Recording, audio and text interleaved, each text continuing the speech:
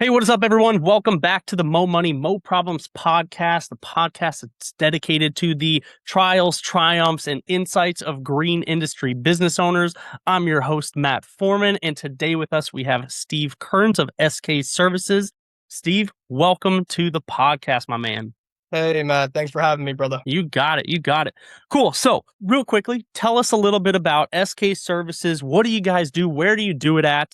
And then we're going to get into the hard-hitting questions. Cool. This is Steve with SK. We've been in business since 2013 out of Baltimore, Maryland. We do a little bit of everything outdoors, from lawn mowing, lawn maintenance, trimming, mulching, patios, decks, pretty much anything outdoors we do. Awesome. So have you always been like very full service? Did you start like with one particular thing? How did you kind of get started there? Yeah, so I started when I was in 9th or 10th grade, just mowing grass for the neighbors, and slowly built up a large clientele of lawn maintenance customers. And from there, in the past 5 years, we really got into other stuff. We've always done mowing, mulching, trimming from day one. Just recently, we've gotten into like patios, decks, retaining walls is a one we do a lot. But yeah, it all started with just mowing grass, man. Nice. So, all right, let's take us back. Okay, well, maybe not to ninth grade, but when you got started with the business, what did what was your main channel? How did you end up getting new customers? Like, what were you doing then? Door-to-door flyers. That's all. Nice. Yep, I had a golf cart, and I would just drive around, take it to a community, and just drive around dropping flyers off, talking to people.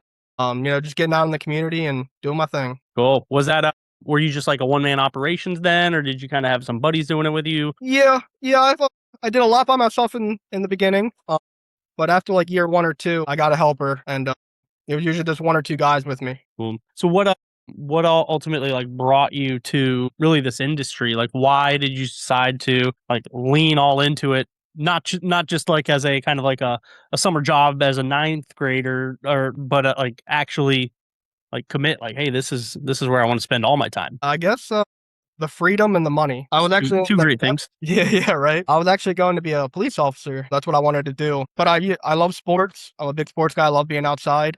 So that was another big thing, just being outside, and again, the freedom to do what I wanted when I wanted was a big thing. And of course, I made a lot more money at a young age than most cops make, so I kind of just stuck with it, and that's where we're at now. Yeah. So okay, so you've always obviously been in lawns and now the landscaping side of things. What's kind of like that rhythm been with like seasonality out there in Baltimore? I mean, obviously it's a little bit different than here in Florida where it's always hot and muggy and it's summer 24/7 365, but so like how do you how have you like just navigated that? Yeah, here in Maryland, we get all 4 seasons, that's for sure. Spring and fall are my favorite times of year. I hate the heat. Unfortunately, that's one of my downsides. In the summer, I hate it, but And you're living right through hell right now. yeah, Just it's rough. Steve and I were just talking about. He was just in like 103 degrees, which is insane. Oof. Felt like I was in Florida. Yeah. Worse, actually, you guys had cooler temps down there. Mm-hmm. Crazy, man. But as far as navigating the seasons, I do like the area I'm in because we do get all 4 seasons. Like I said, we got spring, which we get mowing started. We get a lot of mulch and trimming jobs. And then summer kind of slows down when it gets real hot, which is good for me because, like I said, I hate the heat. And then in the fall, we pick up with, leaf removals, job cleanups, yard cleanups. And then the winter, which could be good or bad some years. Last year, we were very fortunate and had a busy winter. We do a lot of plowing, all localized though. So, I mean, it just whatever comes my way, we hit it head on. Yeah. So I'm really interested in how you ended up adding on these services. So going from lawns to landscaping, as you just mentioned, snow.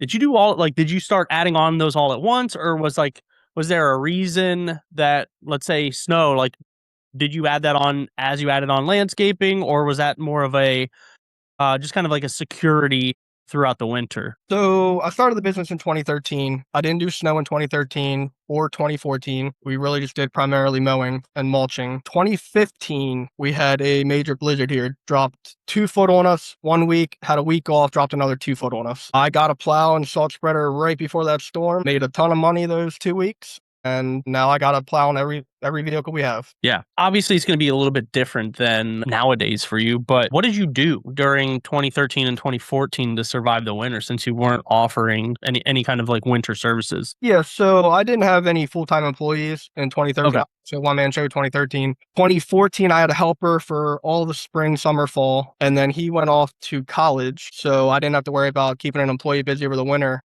Just, saved a bunch of money during the summer to last through the winter. And our winters here are only really December to February. So it's only 3 months. And we usually do leaf cleanups in December. So it's really only 2 months that we have to worry about, getting steady work. Sure. And you keep employees on throughout the winter typically? Now I do. Yeah. The past Yeah. 3 years, yep, they are salary employees. They get paid every week of the year, whether they work or not. Awesome. So hypothetically, let's say you have a bad snow season. Everybody staying on? Yeah. Yeah. Yeah. Okay. I Cool. pride myself in taking care of my guys. They take care of me all year. I've had the same employees for a couple years now.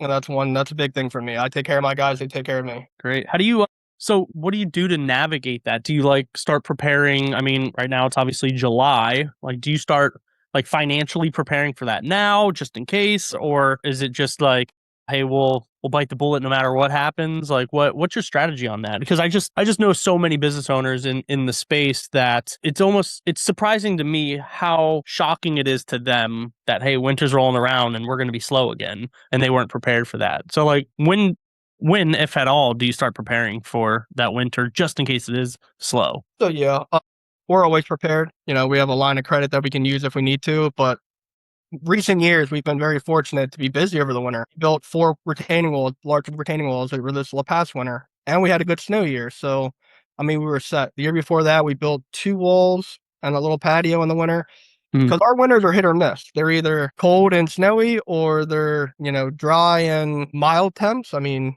could get down in the 40s. So, I mean, we can still work. We can still do our job in those temperatures as long as it's not a deep freeze, which we do have occasionally, but it's pretty rare to have a deep freeze here in Baltimore. Yeah. Okay. So right now you're obviously running into like a wildly hot summer. Does that you said like fortunately like it's probably going to be slow anyways. That's just how summer goes typically. But like do you have to approach it this almost a similar fashion with hey, we just expect to be slow and like you've been prepared for it or like how do you ride out like kind of like the ebbs and flows because I mean you do have great seasons like in the in betweens of like summers and in winter, but like how do you prepare for that right now? So the summer we have a bunch of consistent, maintenance contracts. So we do 125 yards a week. So that keeps us plenty busy. The guys get 40 hours just mowing grass. It pays the bills. Everybody Mhm. makes money. So when we're slow in the summer, like I said, it doesn't bother me because I hate the heat. No. And it's only a couple months. Like I said, our seasons are 3 months apiece. So we do what we gotta do. So you say you hate the heat, which kind of tells me that you're still out in the field with the guys, right? Yep. Okay. Any Occasionally, desire? not full time though, not full time. Okay. Is that going to be an always thing for you? I mean, I know obviously some like it's your business. This is where you got started. So some of our owners love being out in the field. Some of them are like, "Hey, I'm building a business, and you know what? I'm done. Like, I don't want to be out here. Like, what's your goal there?" No, I don't want to be out in the field. Okay. I don't. I mean, in the spring and Our fall, team hears this. yeah, in the spring and fall, I don't mind it. I love being outside, but in the Mhm. summer, it's just not for me anymore. I Sure. did my fair share of time. I've been in it for 13 years. Yeah. I'm good. And the only real reason I've been in the field lately is because I got a new excavator and I've been having a lot of fun playing with that. So Nice. that's really the only reason I've been out in the past couple weeks. Cool. What kind of jobs you been doing with the excavator lately? We did 2 big retaining walls in the past 2 weeks. Okay, cool. So, like, when it comes to retaining walls, like, that sounds like it's your bread and butter. Like, that's probably where you want to be. Like, what do those projects typically look like? I mean, it's probably not just a retaining wall, or maybe people do actually call you and say, "Hey, I just want a wall here." But like, how do those projects usually play out for you? Well, it starts with a quote. I meet the customer on site. We go over what they want done, show them some options of different block they can use and the proper steps to build a wall that will last. And most of our projects are tearing down old walls or walls that have Mm. failed in the past. It's not really many that we do that, there's no wall currently there. We're usually rebuilding older walls or some that's failed. So we show them the proper way to build a wall. We tell them what we're going to do, how we're going to do it, and we get on site and we execute. Yeah. Do you ever you ever upsold to a wall? Like, have you ever gone on property, somebody just wanted like some design build, like maybe some hardscaping, and you're like, you know what, you probably need a retaining wall here. Has that ever happened yet? Or is like, I mean, Oh, you said a lot of it's been tear outs and just yeah, replacements. replacement walls, right? Yeah. But I mean, when we get on site with the wall or when we do the quote, I mean, usually there is landscaping behind a wall of some Hmm. sort that is old. We try to get them to tear that out and plant some new stuff, get some new rock back there or mulch, whatever they want on top of the wall, or new turf. Obviously, you're gonna need new turf because we're gonna tear it up for sure. Yeah. So, just in terms of like, I guess I'm not super familiar with like the terrain out there. I mean, is it pretty hilly? I mean, because I mean, you're talking Florida, we're flat. Like, so if you get a retaining wall, you're in a very weird spot in Florida. So, is that like a pretty common like thing up in your area? Yeah, I wouldn't say it's hilly. We're mostly, we're pretty flat here. It's just areas like next to, a garage or next to someone wants to put a shed in or next to a driveway. We have to build Mhm. a wall to retain the soil around the driveway. But for the most part, we're flat around here. Okay. So, what are you guys doing like in terms of like obviously like with the seasonality, you're not mowing lawns December, January, February. And you said you are doing contracts, is that right? Yep. Okay, cool. So probably no one-time mows or anything like that. Never. Uh, We stopped th- doing that probably 5 or 6 years ago. yeah, great, good, smart job. What is your typical sales season look like when it comes to like these new contracts? Like, are you doing it as people are needing it, like signing people new on, or do you like make sort of like a push before the year starts? Like, what's been your strategy so far? So for retaining customers, usually I send them a text or an email or a phone call at the end of the year when mowing's done, which is typically the second week of November, give or take. Tell them, we're going to be starting back up first week of April Mm. because our mowing season's April to November. And then I'll shoot them a call or text or email in March and tell them, hey, we're getting started. We start March 1st doing mulching, trimming, and we like to get a lot of that out of the way the first, March when we're not mowing. So I'll shoot them a call in February and beginning of March, say, hey, we're getting ready to start back up. Let us know if you need anything else other than mowing. But our mowing season starts April 1st, and unless they cancel right then and there, we just keep on rolling. Cool. Any kind of like pushback when because because you're probably taking monthly payments, am I right? Yep, yep. Yeah, any pushback in those, like, when you send that message out, like, informing them, like, "Hey, see you in March," because 'cause they're still paying, right? They're on contract. They're still Yeah. paying for the services that you've been providing all summer. So we don't invoice them in the winter. We invoice at the end of each Okay. month for services that we've done. Oh, gotcha. Okay, Our gotcha. commercial contracts are year-round contracts, but, we only have 2 commercial because, in my opinion, our bread and butter is the small residential lots that we can get in and out of in Okay, 15 minutes. gotcha. So you are just billing from March to probably end of November, is that right? Correct, yep. Okay, cool, and so then they stay on. Okay, gotcha. Okay. And then typically, we send them an invoice in December for a fall cleanup or leaf cleanup. Gotcha. Awesome. What are you guys using right now as far as your CRM goes? Jobber. Okay. Cool. How's that been like? Because you that's where you send your invoices through. That's where you keep all the data on your clients. Yep, yep, I love it. I switched from QuickBooks 2 years ago, and, I love Jobber. It's amazing. It really is. Great. Yeah. And you said you send out like the text messages to everybody. Is that being sent through that too? Correct, yep. I would imagine it's probably pretty tough to manually send out 125 plus text messages from your personal phone. So yeah, definitely recommend having Yeah, some sort of business line with that. yeah, we use Jobber for everything. Cool. Scheduling, leads, invoices, even advertisements. We send out bulk emails or, text messages to people. Gotcha. When do you typically, if you see any trends, like when do you typically see maybe just we call it churn in marketing, but when do you typically see like people like wanting to cancel services? There like a an expected time, like hey, it's the end of the year. This is when people are saying, yeah, you can cancel for next year. Maybe it's the middle of summer, or do you maybe not even see like a trend with that? Yeah, so, I really don't lose many customers, man. I mean, Awesome. I'm very anal to put Good. to be blunt with you. Even if someone has an issue, I take care of it immediately. It's not something we go back the following week. If there's an issue, we take care of it that day or the day after. So cancellations are very rare, but they do happen. And typically, believe it or not, would be when it starts to get cooler out, like in the fall, like October-ish, we'll see people shut down service early because, they want to get outside in the nice weather and start doing their yard themselves. Okay. So that happens, but it's not many. Gotcha. Do they kind of stay back on contract, like, or do you at least hit them up? And be like, hey, it's March now. Do you want to Absolutely. stop trying to be macho and mow your lawn yourself? We got this for you. Yep, absolutely. Yeah. And, typically they come right back on board and, we do it until they feel comfortable doing it themselves. That's great. Yeah, it sounds like you have like a really good retention strategy, follow-up strategy, and that's obviously super important. You can't just like bring on account, hey, set it and forget it. We'll mow their lawn and do nothing else. Like having that great communication with essentially your neighbors. I mean, it's definitely it's pivotal in not just maintaining, but like the growth of the company. Like you have to have retention. We always say like it's always so much cheaper to keep a client than it is to try to go out and find one, just from like a cost of acquisition standpoint. So having great communication, it's a must. Have you always been doing that, or was that something like you learned over time through trial and error, or have you been pretty like good with staying in touch with like your customers throughout like the existence of SK services? No, definitely trial and error. Oh, okay. Yep, I've learned from my mistakes, and losing customers is tough because, like you said, it costs more money to bring on a new customer than it is to paying a current customer. So, that is something I've definitely gotten a lot better at over the years. Yeah. What Now that I'm not in the field as much either, I have more time to spend doing those kind of things than before when I was out in the field every day. So For sure. So, since you do obviously maintain a good relationship, and at the very least have an entry level communication line of communication with your customers, have you ever tried to like cross sell, like upsell, cross sell, like your services? Like, have you ever gone out or have you made that a campaign to kind of like go out and say, hey, you know what? Like, we've been managing your yard for X amount of months or years. We see that this or this is happening? Have you ever thought about any landscaping? Like, have you ever done anything like that? absolutely. So my strategy is to make a good first impression when we're doing the lawn maintenance, and then try to upsell them or give them options for what they can do to make their yard look better. That's definitely a strategy of mine because I want all my customers to be full service. I don't want to just mow the grass. I want to Mhm. do the trimming, the mulching, the replacement of the wall or patio if they have one, or even a deck.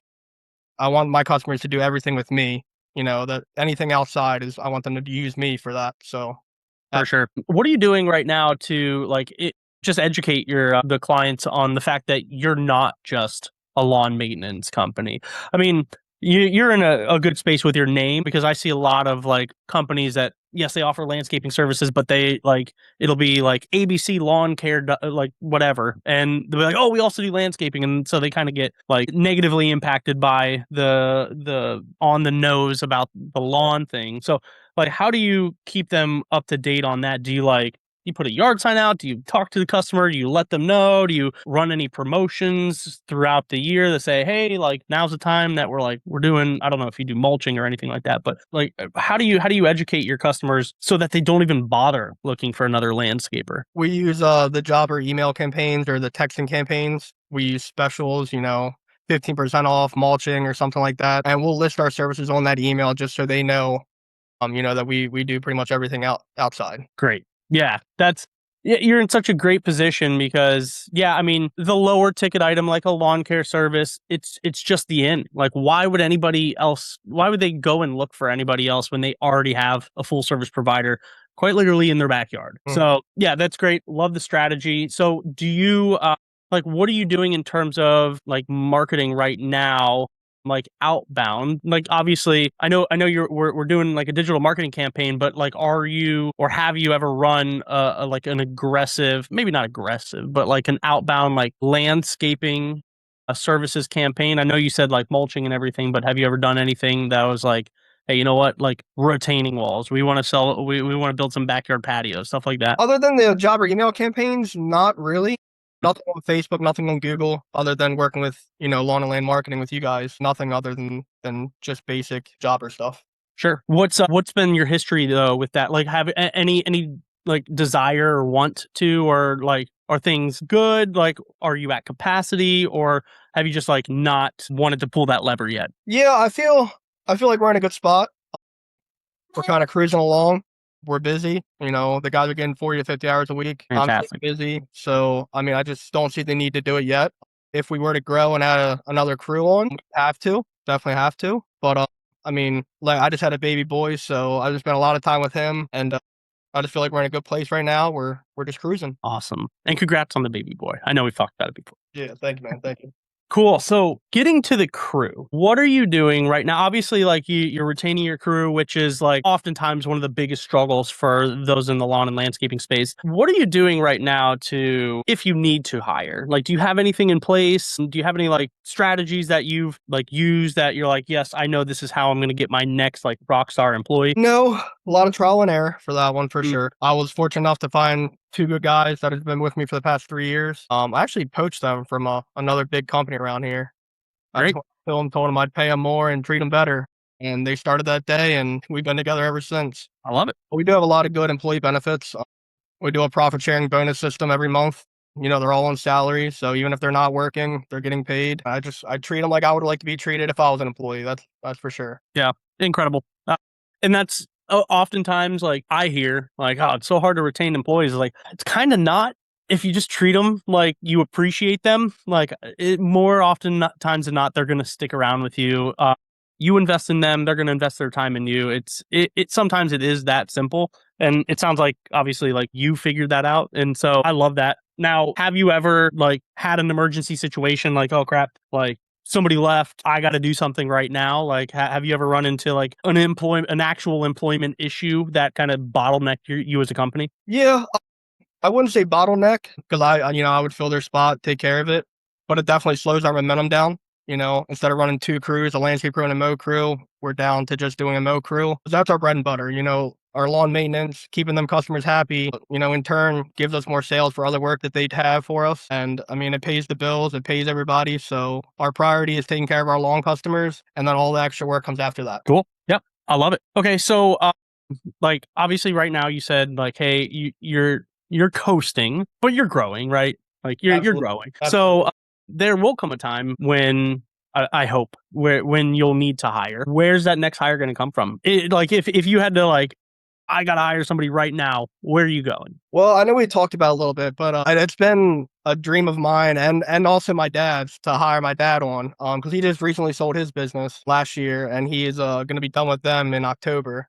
So I'd Okay. like to bring him on, and I mean that would jumpstart a lot of potential opportunities because he can do whatever. He taught me everything I know. Between YouTube and my dad, without them two, I would be lost, brother, lost. So What's what do you think his role would be when he comes on board? you know I've thought about this a couple different ways. We could start another crew, but I think it would be fun to at least try working with my dad daily. So, I mean, I think that we would be a kick-ass crew, that's for sure. I love it. I'm not saying this is like a LeBron thing, LeBron and his son. Let's go with like, I'm a big Ken Griffey Jr. guy, so we'll say Ken Griffey's. Like, let's go with them.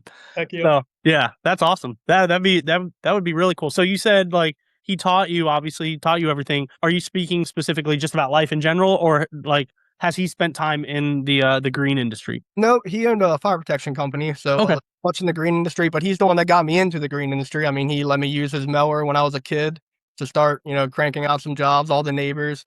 Mhm. In a housing community of 50 houses, 50 single family homes, and I currently still have 30 of those homes in that community. Nice. Yeah, so park the truck one time and you're cutting 30 houses. Okay. So you're gonna bring him on. Are you talking about like you're gonna be out in the field with him? Like you guys are gonna be like back to back knocking out like retaining wall jobs? I wanna give it a whirl. I think that would be a lot of fun. Doesn't Uh, sound like your dad's retiring. no, no, no. I'll let him do the easy stuff though. I don't Okay. mind hard work. He's only in his 50s, so he's still got a lot of life left in him, a lot of kick left in him, that's Yeah. for Yeah, nice. so I would like to try it at least on a temporary basis, see how it works, see how much fun it actually is. Because I feel like I would probably get tired of working with him pretty quick. Okay. But then we So would have to start a new crew.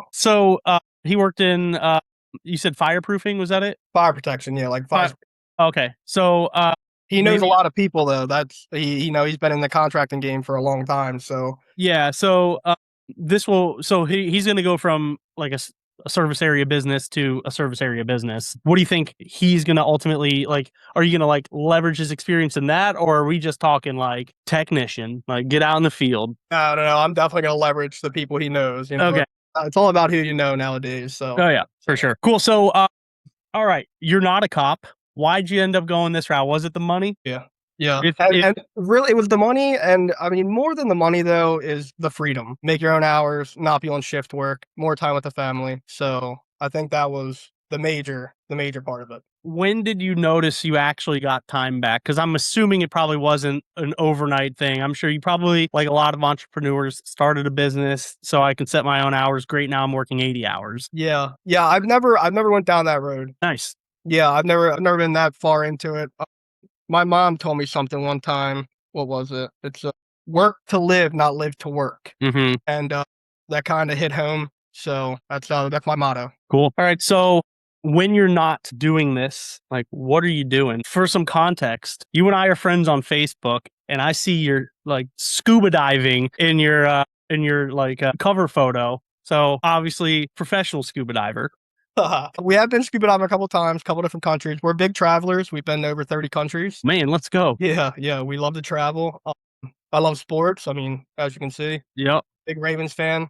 That and that's Terrell Suggs, right? Yes, sir. Yes, Look at sir. that. Got Lamar back there too. Yeah. And I mean, I love playing sports too. I mean, in football, baseball. I love cornhole. I've been in a big cornhole swing right now. Okay. We actually just went up to Gettysburg and played in a tournament 2 weekends ago. Dang. All right. Had a blast, dude. That's being outside, doing my thing. Yeah. I remember when COVID was in full swing, all the sports just like kind of came to a halt. And so like you turn on ESPN and the only thing on is like cornhole tournaments. I'm like, what kind of world are we in right now? Yeah. So, Yep, so yeah, I remember that.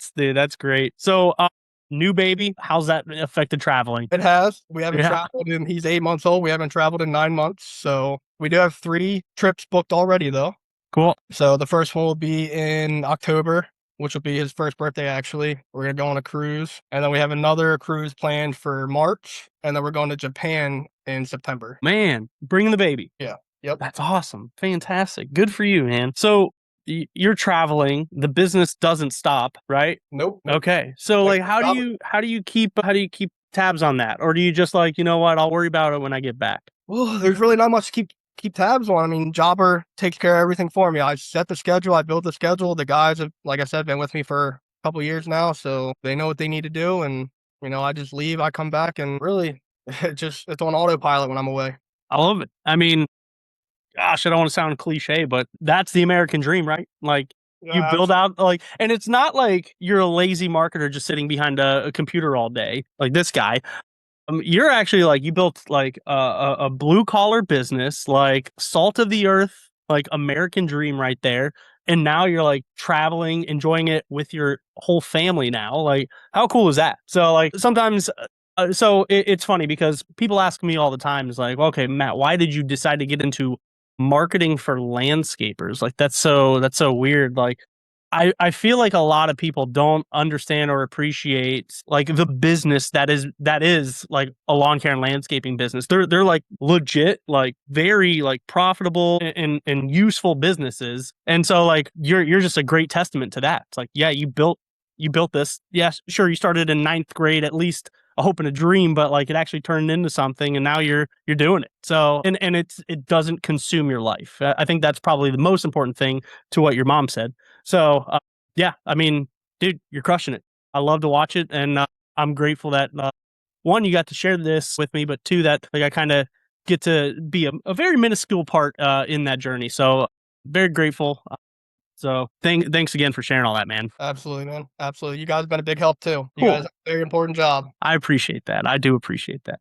Well, I think that's going to be it. So, yeah, Steve, it was great talking to you, man. Thank you again for sharing everything. Highly encourage everybody, check out their website, check out the Facebook page, learn a little bit more about what Steve and his team are doing because they are kind of the epitome of how you should be running a green industry company. There's a lot of growth ahead, but they've come a long way, failed at a few things along the way and learned from that and came out even better. So take a look at them. I'm not going to encourage like everybody send out friend requests to Steve, but I mean, obviously if you want to get in touch with him, I'll leave that up to him. But Steve, again, thanks for sharing your story, man. I know it's going to be really helpful to a lot of people, not just the ones that are considering starting out, but like the people that are actually already running a business and might have plateaued or might be struggling. A lot of great takeaways here. So thanks again for joining me. Thanks for having me, Matt. You got it. All right. Take care, everybody. Thanks again for listening, and we'll see you on the next one.